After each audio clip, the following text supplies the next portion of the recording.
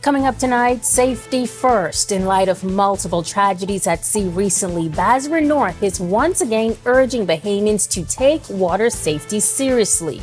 Plus, a Bahamian advocate and recording artist taking exception with a new song competition. She says Bahamian talent is worth much more. And later, take a deep dive into conservation efforts with Brief, our Jean Joseph highlighting the organization's celebrations of World Oceans Day. These stories and so much more as Our News Weekend starts now.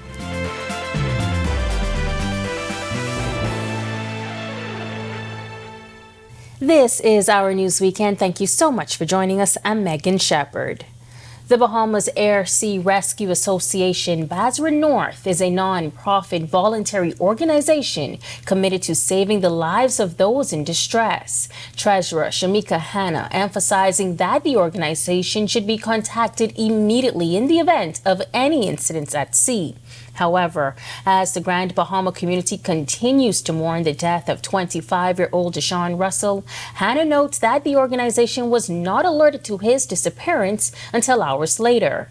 At no fault to the family, Basra NB was not directly notified until 7 p.m. Last night, we urge the community to contact us ASAP.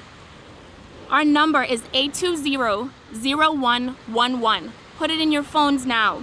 Vice President Captain Devon Archer notes that while they cannot prevent an accident or loss of life, the difference in seconds or hours could greatly improve rescue efforts. It only takes seconds for something to happen to somebody. With the way that the currents and winds are, if an individual goes down here, he may end up surfacing over there. So that makes the difference. We actually did not receive a call at all. We found out that this was happening through social media.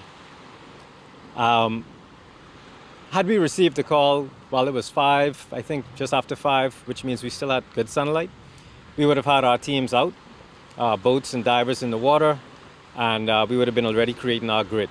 And as Bahamians prepare to partake in more water activities this summer, Captain Archer has these water safety reminders. Life jackets are a must. It saves your life. I also try to get people to make sure they have communication. We cannot always depend on the cell phones. While they are good for inshore, if it gets wet or falls overboard, it's no help to you. We always try to get you to have a VHF radio on board. The VHF radio will be able to communicate with anybody that's monitoring the emergencies channel 16. You'll always keep your VHF radio on 16. If you're just hailing somebody, then you can go to another channel. But emergency is designated worldwide for channel 16. He adds that you should always inform your family members about your plans as well, and always utilize the buddy system. We've unfortunately had 3 drownings in the past week and a half. And all 3 did not have a buddy. Meantime, Free National Movement leader Michael Pintard is optimistic FNMs will come together after last week's convention. He was re-elected as leader of the party, defeating former leader Dr. Hubert Minnis 486 to 163. Pintard was asked if he believes Dr. Minnis will support the team. We are optimistic that Free National Movement supporters will, in fact, in large numbers work together where there were differences. We saw it in the room, the electricity in the room, the amount of persons that showed up to send a clear message to the country that they are fed up with the present administration. They are enthusiastic and excited about the way forward under our new team's leadership. And so we're excited. We believe others will fall in line as we move on because, the ship has sailed. Ahead of the convention results, Pintard made it known he believed the person that didn't win should still address the room full of FNM supporters. That didn't happen. Pintard was asked if he's spoken to Dr. Minnis since the convention. No, I have not. And we sit next to each other. I'm sure we'd have an opportunity to chat sometime. Well, current president of the Bahamas Christian Council, Bishop Delton Fernandez, recently voted as president of the National Baptist Missionary and Educational Convention. This comes after the former president, Reverend Dr. Lloyd Smith, died suddenly while serving at his church, Mount Horror Baptist Church in Sandy Port last year.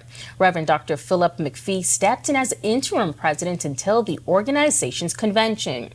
Fernandez says there are a few projects he and his team are looking to kickstart. Institutions, we want to rebrand them and help them to be, now we put a pool in Jordan, Prince William. We want to have a product at a place where it can, not only is it having the results academically, but it's looking the role, and parents and students can be proud of our institutions. We've been around a long time and we've always been the people's choice in terms of our educational system. But we've repopulated them, we're going to retool them and bring them to a place that you really, really can be proud of our institution. And it's an added responsibility to the full plate the longtime bishop already has. However, he says teamwork is key in getting the job done. I think people don't realize that I do more than just even those two. Good staff. I build teams. In fact, it was this whole thing I told my people, that it's not about me, it's about we. If I can't build a team that is competent enough to do the work, then the work will not get done with just Delton Fernandez. And so anybody on my team can get a job done, and they can do it without me. A wreath laid by the Zion Baptist Church on the corners of East and Bay Streets, paying tribute to the four women who lost their lives during a Labor Day parade 6 years ago. During the 2018 parade, Diane Gray Ferguson, Kathleen Rogers Fernandez, Tammy Gibson, and Tabitha Bethel Hay were killed after an unmanned vehicle rolled down the hill and plowed into the crowd. Bahamas Public Services Union President Kimsley Ferguson says it's important to pay tribute and respect to them every year. Sacrifices were made, and so we want to salute that, and at the same time we want to say condolences to the family of those that would have been fallen, and our prayers are continually with them. I know that every time Labor Day comes around, it's a memory for them, and so we want to pray that God will continue to strengthen them. When our News Weekend comes back from the break, pay us what we're worth. A local Bahamian artist speaking out against a recently announced competition. Plus, our Jean Joseph takes a deep dive into marine conservation. We'll tell you how Brief celebrated the 2024 World Oceans Day when our News Weekend returns.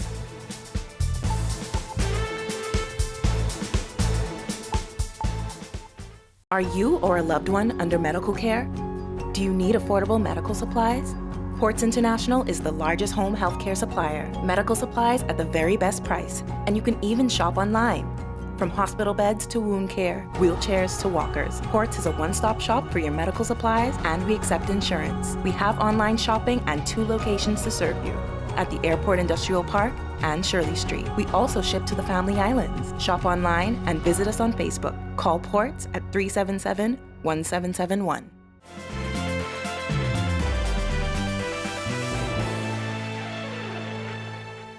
The announcement of an upcoming song competition causing some concern for one Bahamian recording artist. The modest prize sparking controversy in the music industry. According to Ternille Tara Burrows, she believes is an insult to artists like herself. So I was excited to see what the prize money was. And when I did realize the amounts that they listed, I realized that it was a travesty and a slap in the face to Bahamian artists. The Tourism is Everyone's Business song competition, intended to showcase the diverse musical talents of the Bahamas, has seemingly backfired, contrary to its original intent. The official flyer outlining the intended prize money for the first, second, and third place winners. Burrows, voicing her disappointment, says it's disheartening to see Bahamian people reduced to such paltry rewards. So when you say all Bahamian artists, you're talking about Tada, you're talking about Bahama, and you're talking about Sketch, Carrie, and Sweet Emily. So as established Bahamian artists, and people who have studied the music business, we understand our value and our worth, and we are no longer going to be disrespected by the low prize earnings and the lack of explanation as to whether there would be future potential income depending on how and for how long they use the song in their promotions. Tada is known for her catchy hooks and jingles. She's an award-winning artist and has performed with numerous international artists. She says when it comes to music production, the cost isn't cheap. She's urging the facilitators of the competition to do their due diligence when it comes to the music business. So it could range anywhere from a couple $1,000s to maybe about $5,000 depending. So if you're an opera singer or a more serious sort of genre, R&B, you might have to get live instrumentation or bring people in. So all those factors would determine what the cost of the song production would be, and hire people who are experienced in music business to find out how a competition such as this should have been tailor-made. We could have directed them as to what exactly would have been considered something reasonable and appropriate.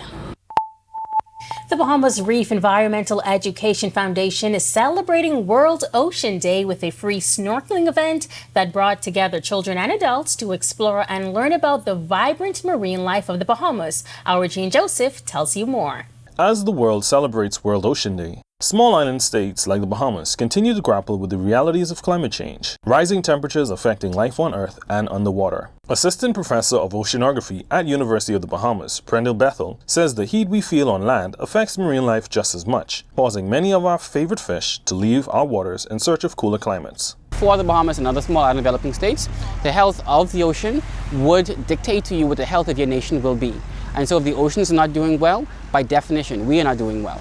That is why it is important to come out to World Ocean Day and to introduce the marine environment to the younger generations. Participants like the 2024 Best Scholar, Journey Higgs, enjoyed the guided snorkeling experience led by brief staff. Journey, an Abaco native who experienced Dorian firsthand, says she has a new appreciation for how human actions impact the environment. Having experienced the devastating effects and aftermath of Dorian, I think it made me more aware of the real-life impact and effects that our rising temperatures have on the Bahamas. And as a country that relies so much on our oceans, I think it is so important to become knowledgeable about them, to educate others about them, and to just understand the real-world impact that, the climate that we're directly contributing to, how it plays a role in storms such as Dorian that was catastrophic.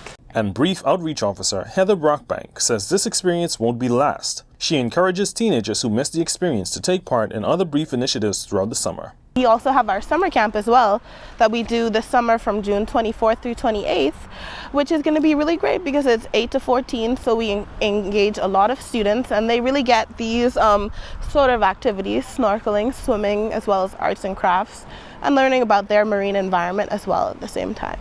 Reporting for Our News, I'm Jean Joseph. Thanks so much, Jean. Well, Grand Bahama's tourism sector is expected to take off. This as the Ministry of Tourism Grand Bahama is preparing for its first food truck festival. The festival will give business owners an opportunity to showcase their unique items to residents and tourists alike. It will all take place on Taino Beach from 11 a.m. to 6 p.m. on June 22nd. General Manager Nuvalari Chudasing shares how the idea came about.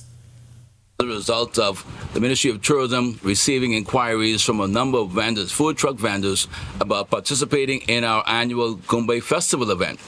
But for us, to have them featured on the park along with the tents didn't make for a good look. And so we decided that no, we will try and do something else for the food truck vendors. So we went around actually secret tasting some of these food truck vendors, and we found that the food that they were producing was extremely good. And so we said, hey, let's give them their own festival.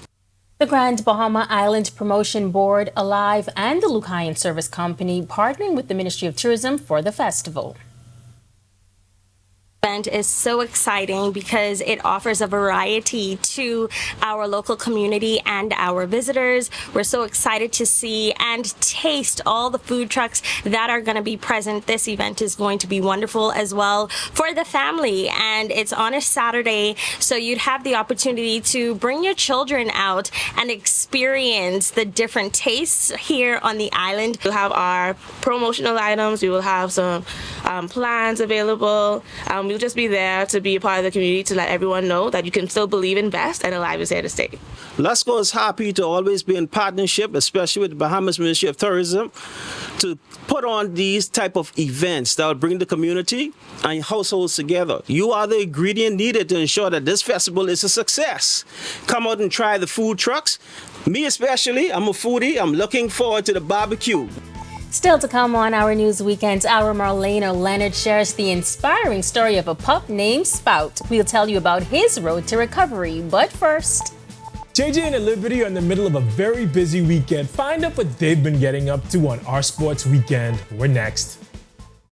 No travel, no problem. Summer is here. Whether you're fighting to stay cool or heating up the fun, Our News Weekend is your guide to the ultimate staycation. We're talking all of the hidden gems right in our backyard, from the hottest bars and lounges to the coolest excursions and events in town. So stay cool, stay local, and stay tuned. Tune in every Saturday to make sure your summer staycation is an unforgettable sensation. Only on Our News Weekend.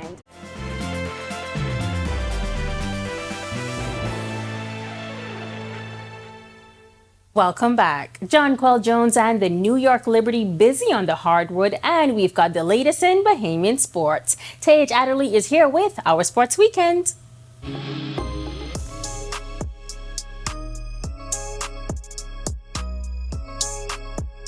Thanks, Megan. Good evening. Welcome to Our Sports Weekend. Jonquel Jones and the New York Liberty have had a very busy weekend on the hardwood that started off last night against her former squad, the Connecticut Sun. Here's what they did. She took it to her old squad, handing the Sun their first loss of the season, an 82-77 win for the Liberty.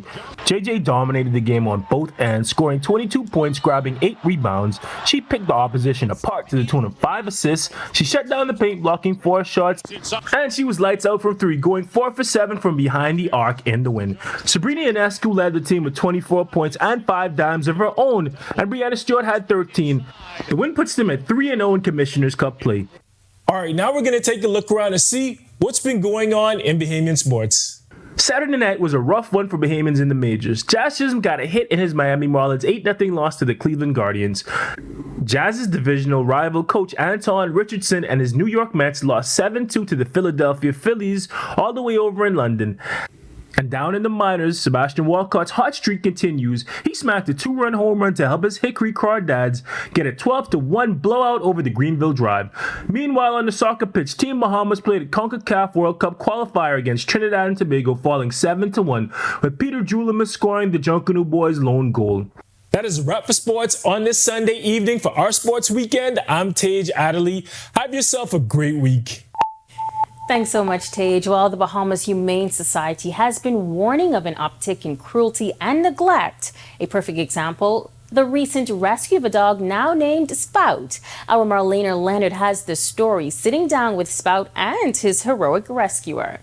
Tail wagging a mile a minute, Spout is a happy dog and on his way to recovery. But his story wasn't always easy and almost had a far different ending. Inspector and supervisor at the Bahamas Humane Society, Valentino Armeli, says he was called in after someone heard Sprout's whimpers on the beach and discovered him abandoned. When we walked out there, I saw Sprout, say about 30 feet away from the sea line, from the seashores, tied up on the string, a little cable wire on his collar. So approaching him, he started growling. So, sometimes you have to still protect yourself in terms of putting them on a catch pole just as well as a leash. But Spout's disposition soon shifted. I go on down on my knees, get as low as him, and I put my hand in the front of his face, and he let me rub his head. So I then proceed and lift him up.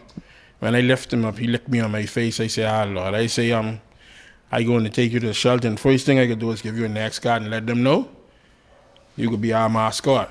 Spout came in testing positive for a laundry list of ailments, but with the tender loving care at the Bahamas Humane Society, he's slowly but surely on his way to recovery and being ready to adopt. When I look at Sprout, what did not go into my mind was putting him down. Only thing going into my mind is, hey, giving him a next guard, getting him checked and putting some weight on him. Sprout put on at least 3 to 4 pounds. Because when I got him, since last Friday, because when I got him, he was very thin. He was light, because I picked him up in one hand. Trust me, right now he put on a little bit more weight. You know, and his hair is really growing back fast. That's what really shocked me when I saw Stephanie walking him out, because this was gone. Wow. This was gone. That's why it's so important to have your dog on next guard as well. So Sprout is going to be good. Hopefully he gets a home whereby when we see him again, he'll be a mascot for someone. Right, boy?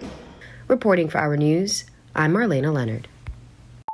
Thank you so much, Marlena. Well, on the other side of this break, our Ian McKenzie joins us with a check on weather to help you plan for the week ahead. Stick with us.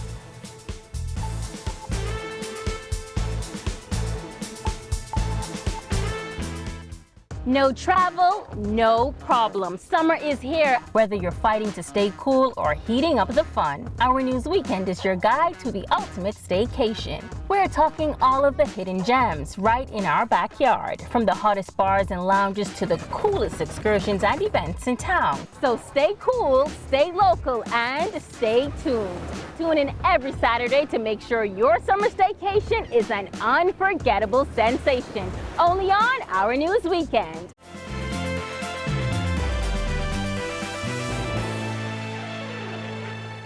Welcome back. Liquid sunshine on the outside of our studios today. Ian McKenzie joins us now from the Weather Center with a check on your weather forecast for the week ahead. Ian.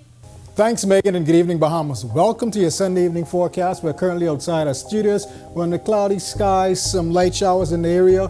Temperature of 83, winds from the east-northeast at 10 miles per hour. Rain cool temperature at 76. Current temperatures across the country at this time in our nation's second city, Freeport, 85 also in Great Albuquerque, Arlestown, and in Nicholstown, 83 in the capital, 81 in Governor's Harbor, 84 in Marsh Harbor, Abaco. In the central Bahamas, we have 83 in Camps Bay, as well as Deadman's Key, 81 in Georgetown, 82 in Arthurstown, Kidd Island, 75 in Coburn Town, San Salvador. In the southeast Bahamas, we have a set of 83s in Duncantown, Delectable Bay, Colonel Hill, and in Abrahams Bay, Maguana, 84 in Matthewtown, and 85 in Providenciales, Turks and Caicos. Taking a look now at our satellite and radar imagery, where we have this plume of moisture. This is all associated with streaming moisture, and this is being enhanced by a mid to upper level trough that has been persistent across the area, continuing to have unsettled weather across our area. Boating forecast for the northwest and central Bahamas. Winds will be south to southwest 10 to 15 knots, seas 2 to 4 feet. High tide at 11:06 p.m. tonight, low tide at 5:40 a.m. tomorrow morning. In the southeast Bahamas, winds will be east to southeast 10 to 15, seas 2 to 4 feet over the ocean. And in your extended forecast, that mid to upper level trough will continue to produce unsettled weather across our area. However, we expect even deeper moisture to be pulled across our area from midweek into the end of the week, all courtesy of a low pressure system. This will keep rain in the forecast, with your highs getting into the mid to upper 80s, with your lows hovering around the mid to upper 70s. That's a wrap in the evening forecast. Make it a great, safe, fun night, everyone. Thanks so much, Ian. And with forecasters predicting an extraordinarily active hurricane season this year, Our News has you covered with a hurricane special. Storm Navigator with host Jasmine Brown and meteorologist Greg Thompson, airing this Wednesday at 8 p.m. only on Our TV. Well, we thank you so much for joining us for Our News Weekend. On behalf of the entire team, I'm Megan Shepherd. Have a safe and wonderful evening.